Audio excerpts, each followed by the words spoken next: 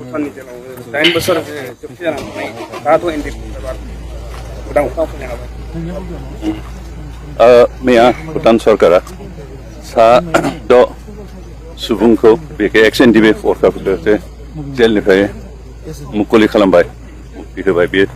थारैनो जोंनि थाखाय मोनसे गोजोनथाव बाथ्रा आरो जों भुटान सरकारखौ साबायखर होयो बेनि थाखाय भुटाना जिहेतु भारतनि मोनसे बन्धु देश मोनसे फ्रेन्ड नेशन आरो बे बिथांमोना कोनो दिन भारतजों गाज्रि जानो लुगैया भारतजों अरायबो मोजां सोमोन्दो लाखिनानै